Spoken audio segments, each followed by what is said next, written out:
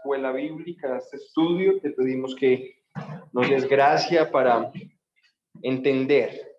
Dale gracia al que habla para que explique con claridad y a los que escuchan. Y que todos nosotros podamos entender más quién eres tú, qué has hecho y que podamos vivir más según tu palabra. Cristo Jesús. Amén. Hoy vamos a hablar de la culpa. Es un tema del que se habla muy poco en nuestros días, pero es un tema muy importante. Así que ese va a ser el tema del que vamos a hablar hoy. ¿Qué hacemos cuando experimentamos culpa? ¿Qué hacemos cuando hemos pecado, cuando hemos hecho algo malo y sentimos esa culpa? Sabemos que hemos transgredido la ley de Dios. Hoy vamos a ver cómo distinguir la diferencia entre la culpa y los sentimientos de la culpa. Si ustedes miran el folleto, tenemos 3 objetivos para esta clase. Y ese es el primero, diferenciar entre la culpa y los sentimientos de culpa. Número 2, reflexionar sobre cómo los cristianos están llamados a vivir según los estándares de Dios, independientemente de la cultura, de lo que la cultura piense, de lo que la cultura nos diga. Y número 3, ayudarnos a entender cuál es el papel de la conciencia cuando hablamos de la culpa. ¿Algún hermano que por favor lea Romanos capítulo 3, versículos 19 y 20 en voz alta? Romanos capítulo 3, versículo 19 y versículo 20.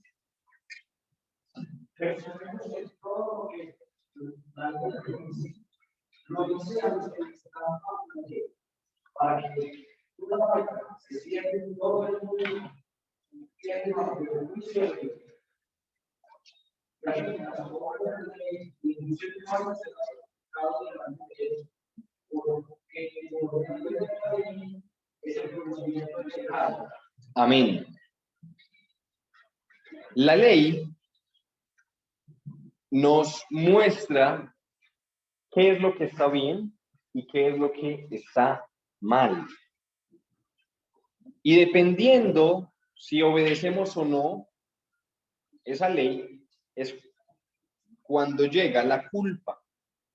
Vamos a comenzar con nuestro primer punto.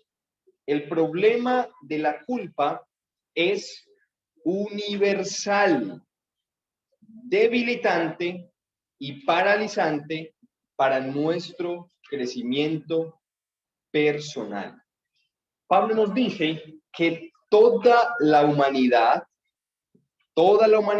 está bajo el pecado. ¿Qué significa eso? Que todos son culpables. Si todos han transgredido la ley, si todos han cometido delitos, si todos han mentido, si todos han hecho algo mal en su vida, entonces todos somos culpables. ¿Quién aquí no ha hecho nada mal alguna vez? Ninguno. Todos nos hemos equivocado.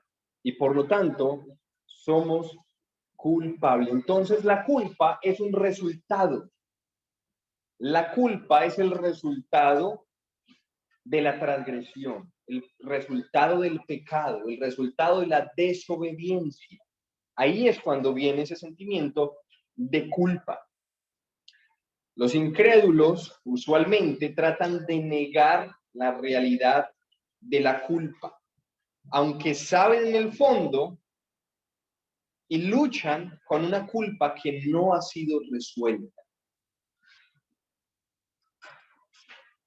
Dice R.C. Sproul, que es el autor de esta clase, dice, cuando estoy debatiendo con algún ateo y ya he hablado de muchos argumentos y simplemente no quiere entender, después de dar y dar vueltas, paro la conversación y le pregunto a esta persona, ¿qué hace usted con la culpa? Él no le pregunta si tiene culpa. sino que asume que todos tenemos culpa y le dice, ¿qué hace usted con la culpa que hay en su corazón? Porque todos tenemos culpa, porque todos nos hemos equivocado y todos hemos pecado. ¿Y cómo la resolvemos? Cuenta él que tiene un amigo psiquiatra, psicólogo, y lo llamó y le dijo, necesito que usted trabaje en mi consultorio para mí. Y entonces le dices, bro, pero yo no soy psiquiatra, no estoy capacitado para esto, yo soy teólogo. Estudié teología, estudié filosofía, no estoy preparado para esto. Y lo que le responde el psiquiatra es, la gente no necesita un psicólogo, porque la gran mayoría de los problemas que recibo en mi consultorio son resultado de la culpa o de las consecuencias de una culpa no resuelta en las personas. Y necesitan entender la gracia del Evangelio para resolver esa culpa.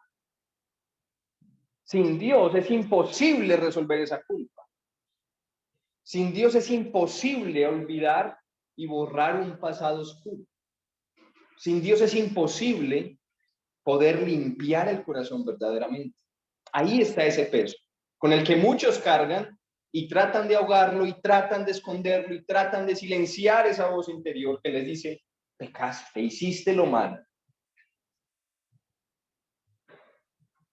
Es un problema con el cual todos luchan y es paralizante, pero lamentablemente para los impíos no hay solución. No hay solución. Ese es nuestro punto A. Es un problema universal y es un problema muy grave para la vida del hombre. Pero hay dos tipos de culpa y ese es nuestro punto B. Número 1, culpa objetiva y número 2, culpa subjetiva. Miremos primero la culpa objetiva. ¿A qué nos referimos con objetividad? ¿Quién ha escuchado esa palabra? ¿Quién conoce el significado? ¿Qué es algo objetivo? Algo real, bien, que ya está. ¿Quién más tiene? Algo sensato. ¿Cómo? Algo que científicamente se puede. Algo que se puede comprobar, hermana. ¿Qué dijo la hermana Pérez? Que la Algo escuché por aquí? sensato. Algo Sensato. sensato. Ajá. La objetividad, cuando hablamos de objetividad, hablamos de lo que es real, de lo que coincide con la realidad del mundo. Es lo opuesto a subjetivo. Es, por ejemplo, el niño que va caminando por la calle y el niño, no sé, piensa que porque alguien lleve una máscara, lo está amenazando y se siente asustado y corre, cuando simplemente era un payaso que estaba pasando por un lado. La realidad objetiva de la situación es que es simplemente una máscara de colores y es un hombre quien la lleva puesta y no representa ningún peligro. Pero desde la subjetividad del niño, es decir, desde el punto de vista individual de la persona, eso puede interpretarse como algo malo. Esa es la diferencia entre objetividad y subjetividad. La objetividad es lo real, la objetividad es lo que es verdad, la objetividad es lo que coincide con todo lo que vemos. Y la subjetividad es como interpretamos el punto de vista individual de cada persona. Así que cuando hablamos de culpa objetiva, hablamos de una culpa real, de una culpa verdadera, una culpa que no se puede esconder ni modificar. Esto es diferente a los sentimientos de culpa. Cuando hablamos de sentimientos de culpa, nos estamos refiriendo a la culpa subjetiva. Y tenemos que hacer esa distinción porque no es lo mismo. No es lo mismo sentirse culpable a ser culpable. Les doy un ejemplo. Hay personas que sufren de anorexia. Y desde su subjetividad ellos dicen, no, yo me siento gorda, me siento obesa, me siento una persona de 200 o 300 kilos, cuando pesan 30 y están desnutridos. Es una subjetividad que todos pueden ver, todos pueden entender que no es así, pero la persona cree que es así. Entonces, miren la diferencia. ¿Es igual sentirse de una forma a ser de esa forma? No, no es lo mismo. Pasa lo mismo con el asunto del género. No, es que yo me siento un pajarito. No, es que yo me siento. Ahora hay transespecie. Ellos se creen robots y se implantan en la columna partes metálicas de antenas y conectan. Cantidad de locuras que hoy en día, porque se sienten así. Pero el hecho de que yo me sienta como una mujer no me hace mujer. El hecho de que yo me sienta flaco no me hace flaco. El hecho de que yo me sienta alto no me hace alto. Nuestro hermano se puede sentir pequeño, pero sabemos que no es pequeño Aníbal. Es muy alto. Y eso es lo que nos pasa con la culpa. A veces sentimos que somos culpables cuando no somos culpables. Y sucede al contrario. A veces somos culpables y sentimos que no lo somos. Por eso debemos marcar esa diferencia entre la culpa objetiva y la culpa subjetiva. No es lo mismo. No es lo mismo sentirse a ser. No es lo mismo. Hermanos, cuando hablamos de que la culpa es objetiva, nos referimos a que hay un estándar inamovible, en que hay una objetividad universal, y a eso nos referimos con la Biblia. La ley de Dios nos dice qué está bien aquí y en la China. No importa dónde, no importa en qué tiempo, no importa en qué circunstancias, la ley de Dios nos da una objetividad, nos da un punto de vista real del mundo y nos dice, esto está bien y esto está mal. Es la Biblia. Este punto lo vamos a tocar mucho mejor más adelante. Pero debemos entender que la Biblia no es el Estado el que dice que está bien y está mal. Ellos quieren ocupar el lugar de Dios y quieren decir que está bien y que está mal y poner leyes aún en contra de Dios. No es la sociedad, no es la cultura la que impone la ley. Es la Biblia, es la palabra de Dios. Y esto debemos puntualizarlo, porque en ocasiones el Estado permite cosas que Dios no permite. Y Dios manda cosas que el Estado prohíbe. Y cuando hay estos problemas entre la ley civil y la ley de Dios, nosotros debemos elegir la ley de Dios. ¿Qué fue lo que le pasó a Esteban? Por predicar el evangelio, lo apedrearon hasta morir. ¿Qué dijo Pablo cuando les prohibieron predicar el evangelio? Dijo, ¿obedeceremos a Dios antes que a los hombres? No.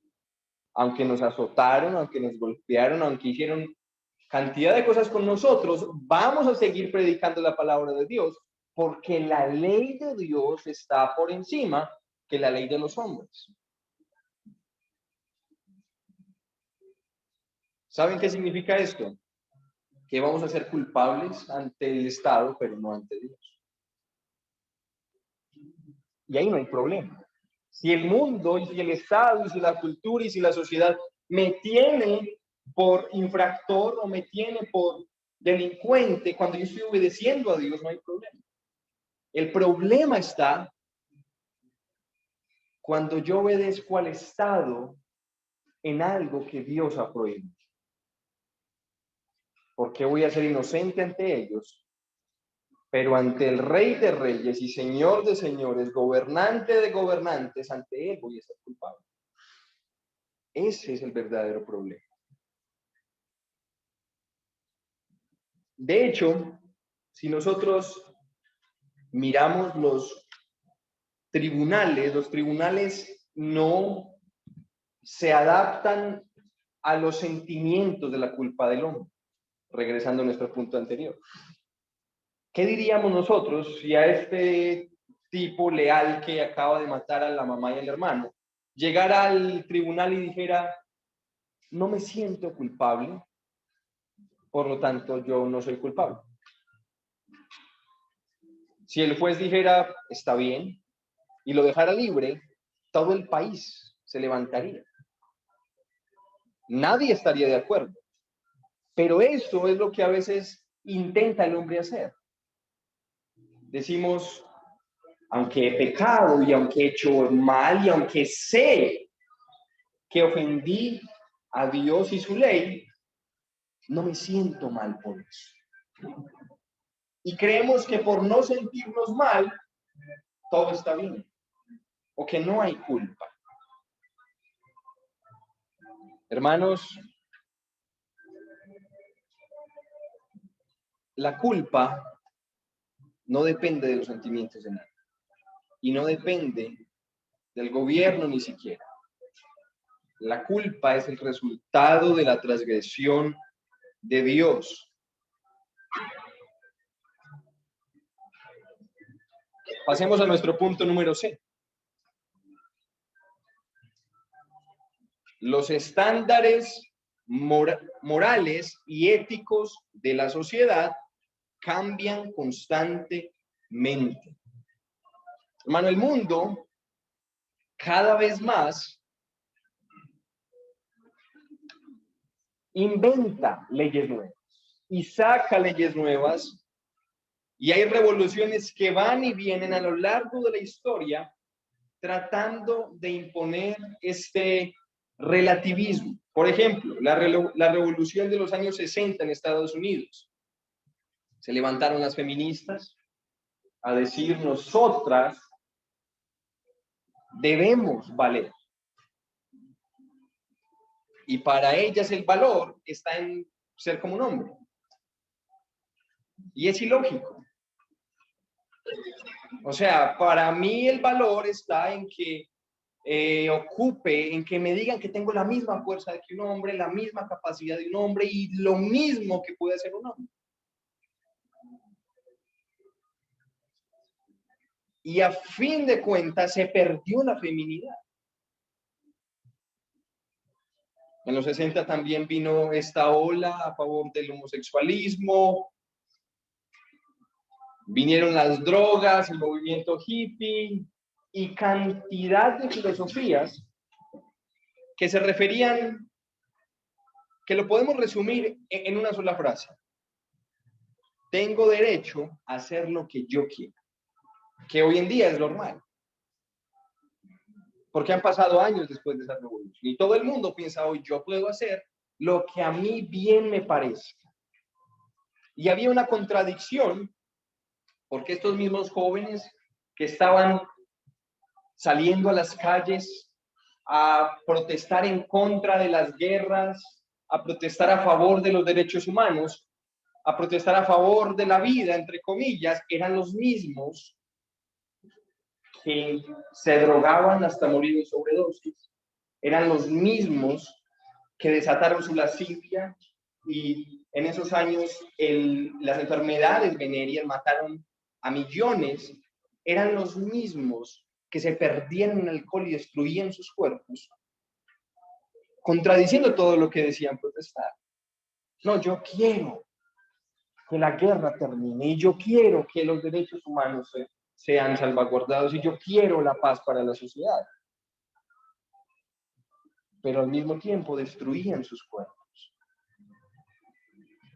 Esa confusión se da porque no hay una ley clara. Porque el hombre trata de moldear la ley según su antojo para evitar la culpabilidad. Es el caso del aborto. Si tenemos una ley clara, ya no voy a ser culpable por asesinar a un bebé.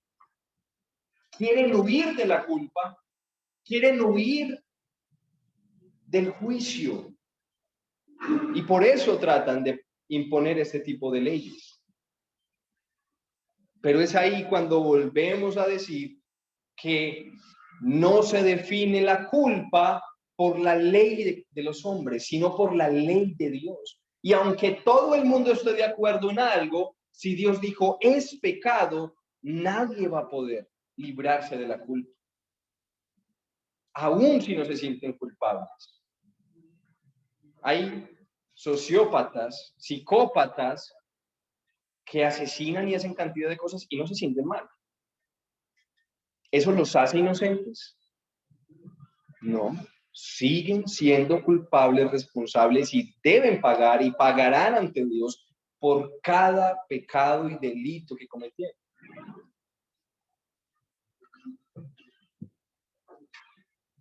Así que, para definir lo que es culpa, debemos decidir o definir más bien lo que es pecado.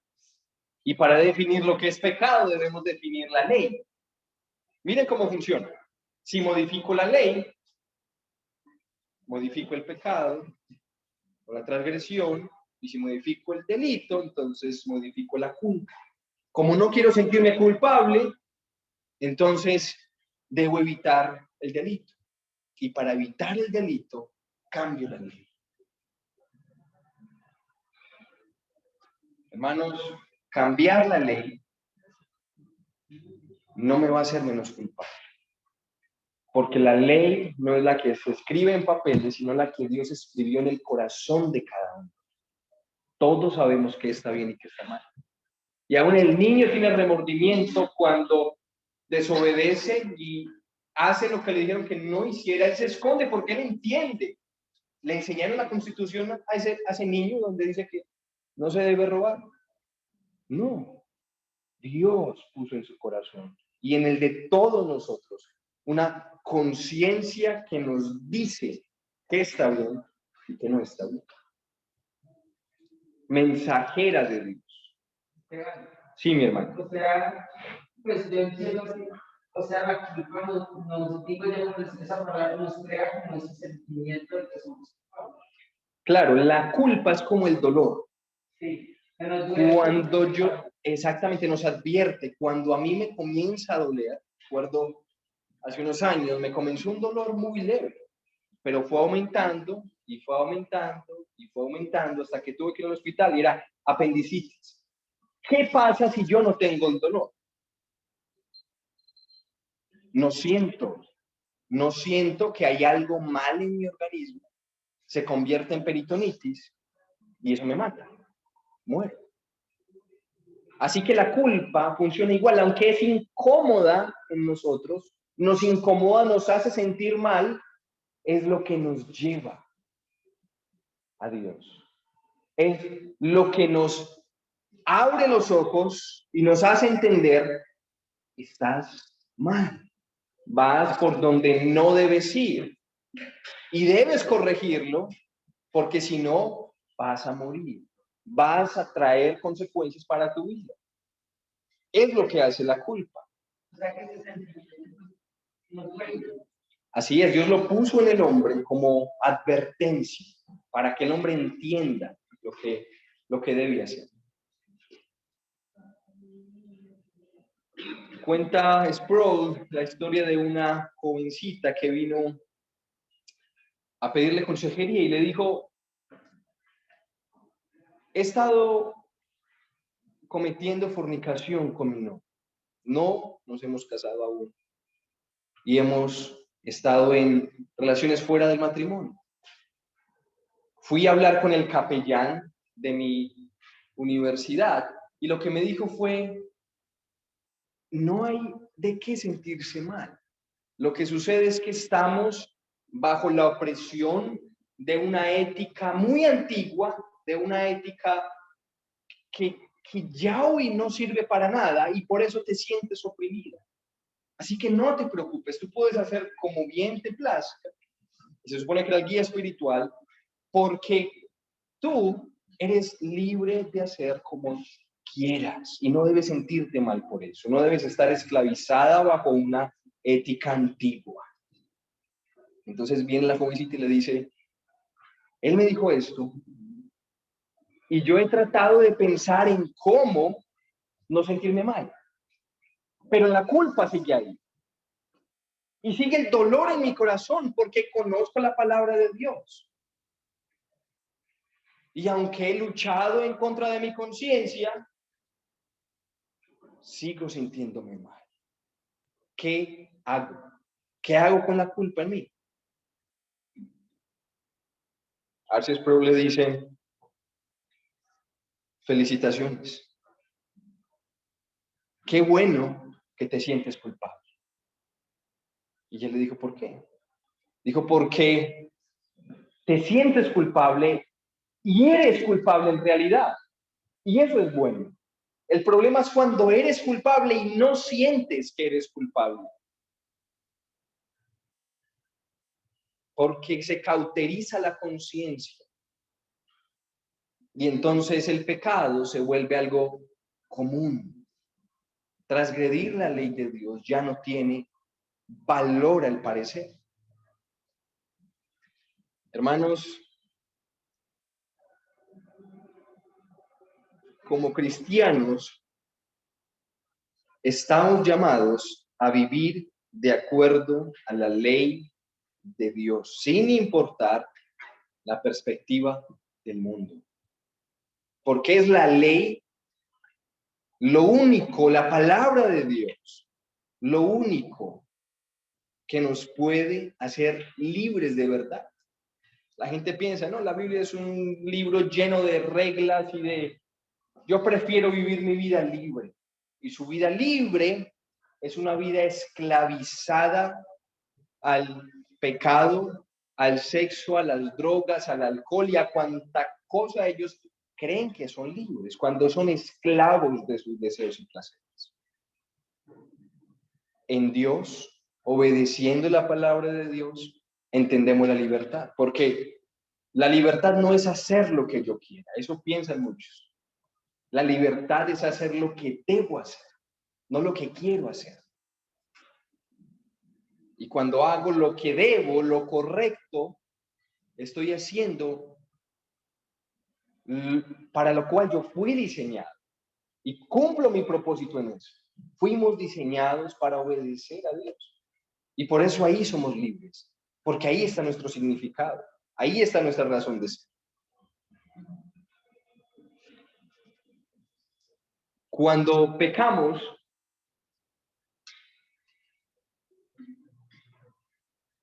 en algún asunto, muchas veces sentimos esa repulsión dentro de nosotros, esa culpa, ese asco por eso que acaba de pasar. O a veces una discusión, como decía el pastor hace un momento, y pensamos, pero ¿por qué dije eso que no debí decir? Y sentimos ese dolor. Pero ¿qué pasa si lo repetimos?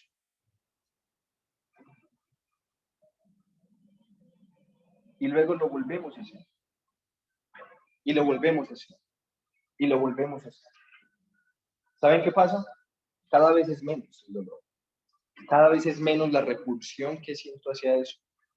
Cada vez lo normalizo más, aunque esté mal. Aunque en la primera vez yo haya sentido asco y me haya llorado por eso, me haya dolido, cuando lo repito y pienso que nada va a pasar, y vuelvo y lo hago, y vuelvo y lo hago,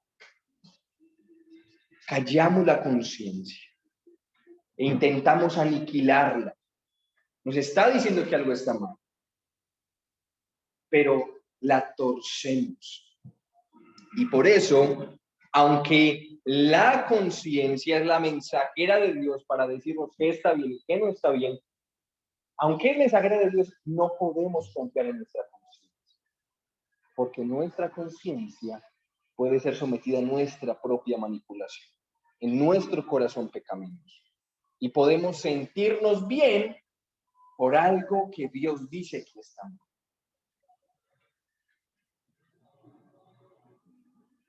Dice Jeremías 3:3. Has tenido frente de ramera y no quisiste tener vergüenza. Después de que el pueblo había pecado una y otra vez, son muy fuertes las palabras de Jeremías. Le dice, así como una prostituta no le da vergüenza de nada, no siente culpa, ella sale con la frente en alto sabiendo el pecado que ha cometido y parece enorgullecerse de eso. Así has tenido tu frente de ramera, porque no has tenido vergüenza. Has manipulado tu conciencia a tal grado de que ya tu conciencia te aprueba y tú te sientes bien cuando Dios explícitamente dijo no lo hagas. La conciencia no puede ser entonces nuestra guía. La conciencia puede cambiar. Hermanos, la ausencia de sentimientos de culpa se convierte en una licencia para pecar. Para cada acción pecaminosa, debajo del cielo, dice Sproul, hay una justificación cuidadosamente escrita, una defensa racional para justificar lo que hablábamos hace un momento. Dios dice no matarás, pero vamos a matar a estos bebés que son ya seres humanos y vamos a intentar racionalmente explicarlo.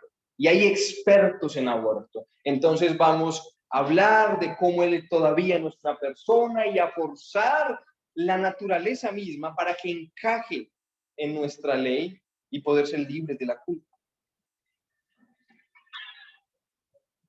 Todos ellos han cauterizado sus conciencias. Todos ellos saben el dolor de una madre. Saben la intimidad con el bebé que hay durante la gestación. Saben lo profundo de esa relación y el daño psicológico y el daño emocional y el daño físico y todo lo que conlleva, pero han cauterizado su conciencia para darle rienda suelta a su placer, a su pecado, a su maldad y no sentir culpa por él.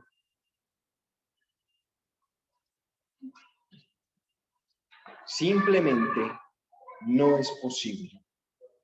No es posible huir de Dios mismo, porque la ley es clara.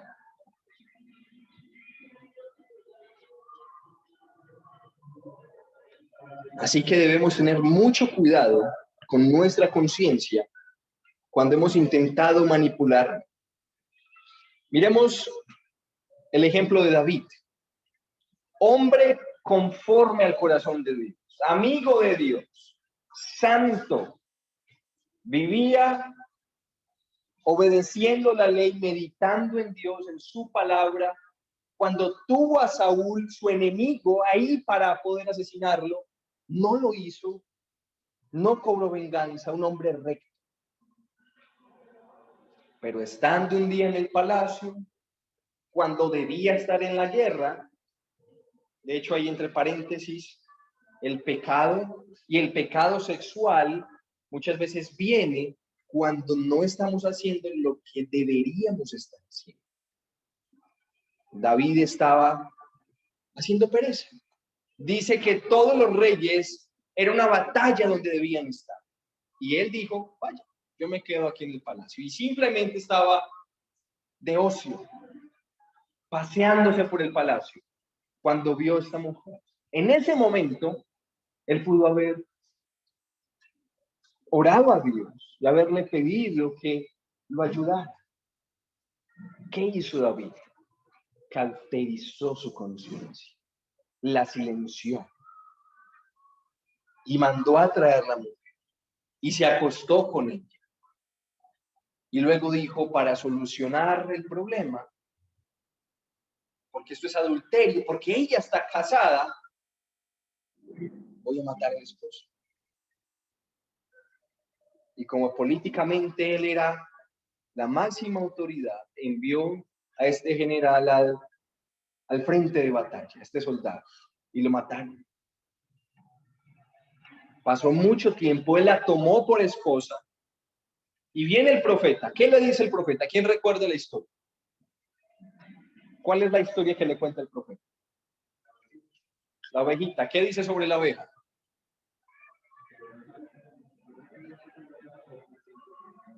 Exactamente, tenía muchas ovejas y le cuenta la historia, pero tú tomaste aquella de aquel hombre que solo tenía esa ovejita, tú teniendo tantas. Miren el grado de manipulación y cauterización de conciencia que tenía David. ¿Qué pensó él?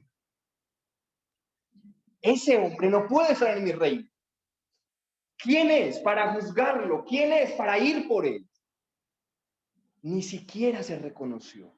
Y yo me imagino la escena. El profeta mirándolo a los ojos y diciéndole, tú eres aquel que se robó esa vez. Y entendió y abrió sus ojos y dijo, he pecado. He pecado. Porque aunque cauterizó su conciencia, un hijo de Dios, verdadero hijo de Dios, aunque puede cauterizar su conciencia, jamás va a poder huir de Dios. Jamás. Los verdaderos hijos de Dios pecan y se equivocan, pero se arrepienten para Dios. Y el dolor y las consecuencias de su pecado fueron muchas. La espada, dice la profecía, nunca se apartará de tu trono. Y así fue. Siempre murieron a espada los hijos de David, la descendencia de David. Trajo consecuencias, pero aún así, él vino a Dios, le rogó perdón y Dios lo salvó de esa culpa y lo libró, como dicen los salmos. Y él ora a Dios dando gracias. Entonces, si nos arrepentimos, como que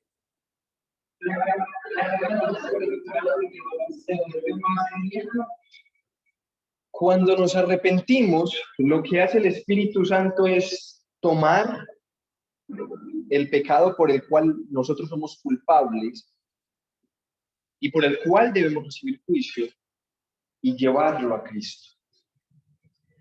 Y el culpable ahora es Él. Y por eso dice la Biblia que se hizo culpable por nosotros, como si Él hubiera roto la ley.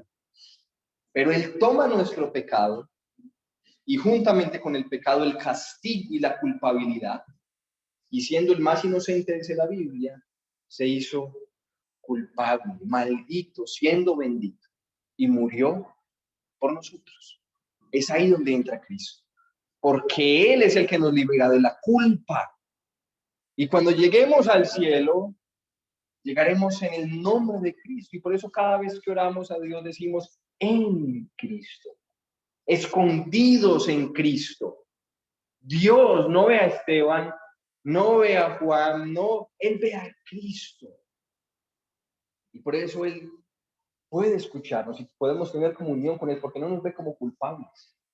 El culpable es Cristo quien tomó nuestras cargas, aunque Él no pecó.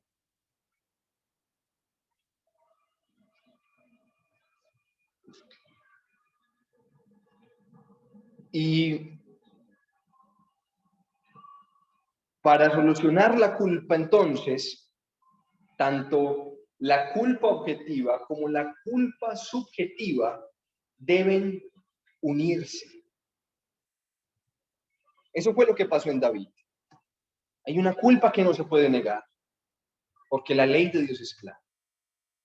Y hay una culpa que él estaba intentando eliminar para no sentirse mal. Pero cuando entendemos desde nuestras subjetividades, de nuestro punto de vista, que somos culpables y que hay una ley perfecta, es ahí donde se unen ambas y podemos reconocer ante Dios nuestro pecado y por medio del arrepentimiento recibir liberación de esa culpa. Así que el dolor de la culpa es bueno para los hijos de Dios. Es bueno para nosotros sentir culpa. Y cada vez que usted sienta culpa, debe dolerle. Pero también debe orar a Dios, Señor, que este dolor permanezca en mí. Y que yo siempre que me aleje, aunque sea 1 centímetro de tu ley, de tus mandamientos, pueda regresar y pueda volver a tener arrepentimiento. La vida cristiana no se trata de no pecar. La vida cristiana es una vida de pecado. Pero no solo de pecado, sino de arrepentimiento constante. El impío también peca, al igual que el justo. ¿Cuál es la diferencia? Que ellos nunca se arrepienten. Y cuando me refiero a arrepentimiento, la palabra arrepentimiento significa una vuelta de 180 grados. Ir en el camino contrario al que estoy yendo. Eso es verdadero arrepentimiento. No es una oración, no es sentirse mal, eso no es arrepentimiento. Arrepentimiento es ir en una dirección y luego retroceder para ir en la dirección contraria. Estaba en pecado, estaba en mentira, estaba en maldad, retrocedo y ahora voy a vivir en santidad. Dice la Escritura, el que robaba, deje de robar, pero no se queda ahí. Dice, ahora trabaje para que dé a los demás. No es solo dejar de ir en la dirección equivocada y quedarse quieto, es ahora ir en la dirección correcta. Es buscar al Señor, eso es arrepentimiento. Y es ahí cuando Dios nos libera de la culpa. Yo digo, ¿qué tenemos así? Todos los días. Pues uno se arrepiente, por ejemplo, los pecados pues, suelen ser variados, son distintos. Sí. Pero uno, o sea, uno se arrepiente, Uh-huh.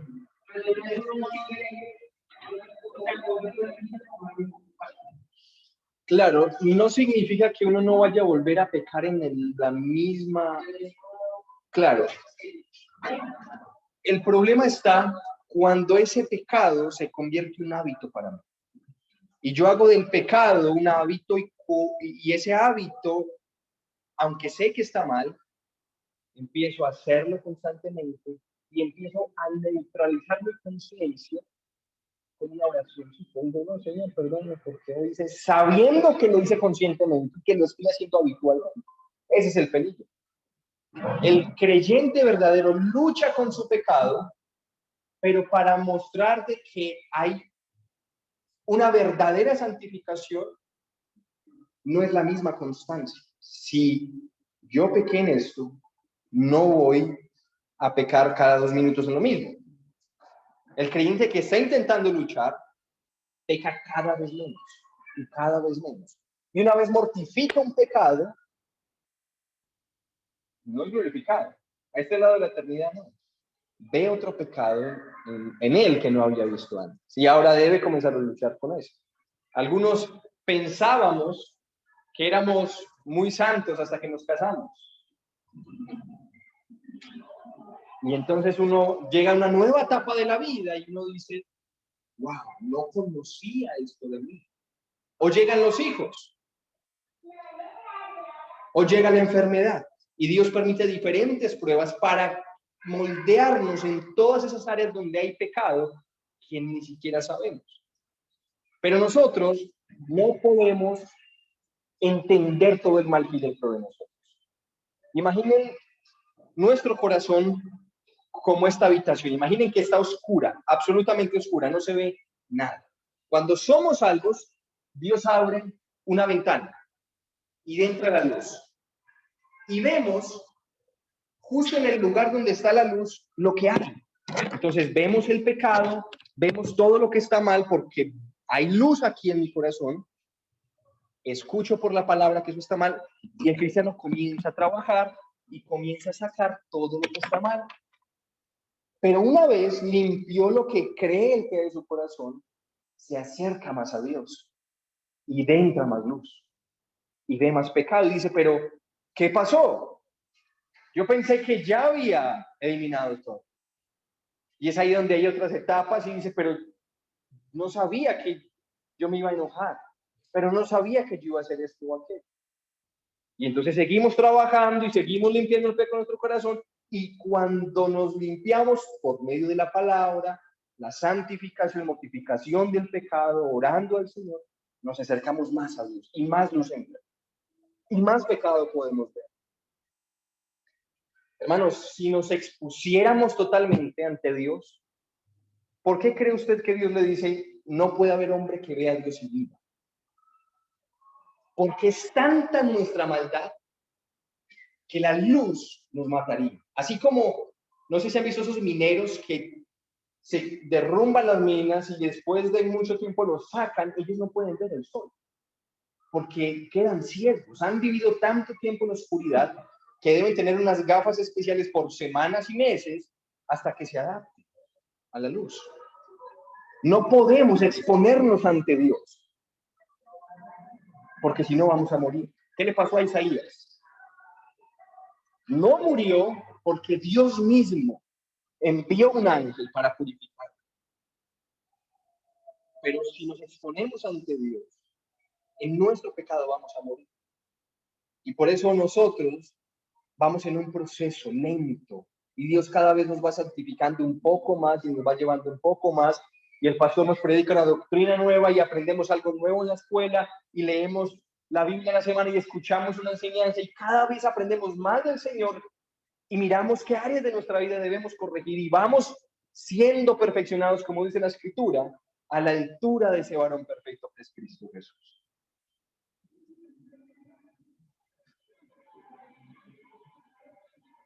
Así que para terminar, la palabra de Dios debe ser nuestra guía. Lo que nos dice qué está bien y qué está mal, no nuestros sentimientos. La culpa entonces es real e independiente de lo que queramos o sintamos. Y no se define según lo que el Estado dicte que es legal o no, sino según lo que Dios dice. Esa es, mis hermanos, nuestra clase de hoy. Preguntas, inquietudes, comentarios, los escucho.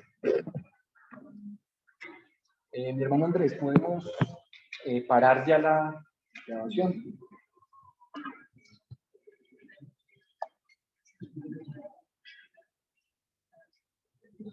¿Hay dudas, mis hermanos?